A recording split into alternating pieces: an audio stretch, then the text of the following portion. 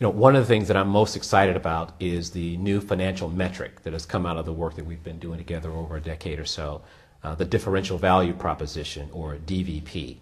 And it is simply a measure of how much incremental operating profit a company makes by doing business with you, buying your products and services versus buying the products and services of your competitor.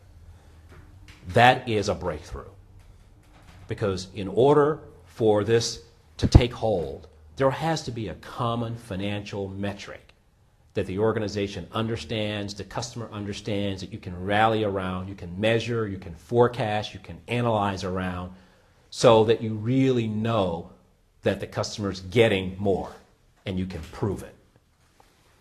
That's been a real breakthrough. So to answer your question, so whether that customer is interested in growing their top-line sales because they're a company that believes that top-line sales growth will really lead them to success, or a company that's interested in improving its operational efficiency as a way to improve margins, to improve their profitability.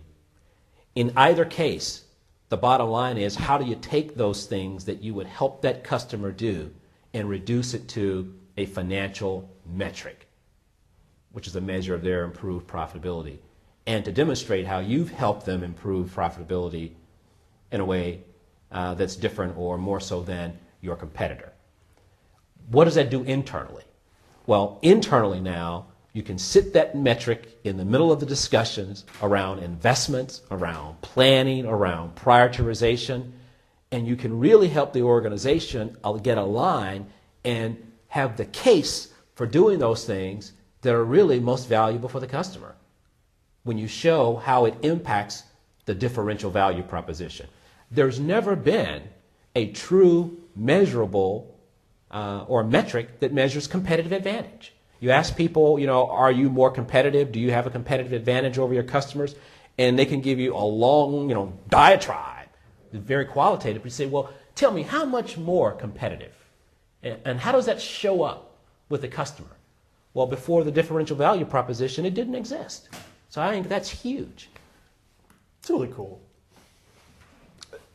I like to say half the business books ever written tell you that you need to have a value proposition. And they go on to tell you it needs to be differentiated relative to competitors. But never have, do they tell you how you measure it? I mean, how do you know? How do you know? How do you know when you have one? It's sort of the Holy Grail. I mean, how do you know? And so we have developed, and there are measures in B2C. So I think is really great is we've developed a measure for B2B that I think is just really cool.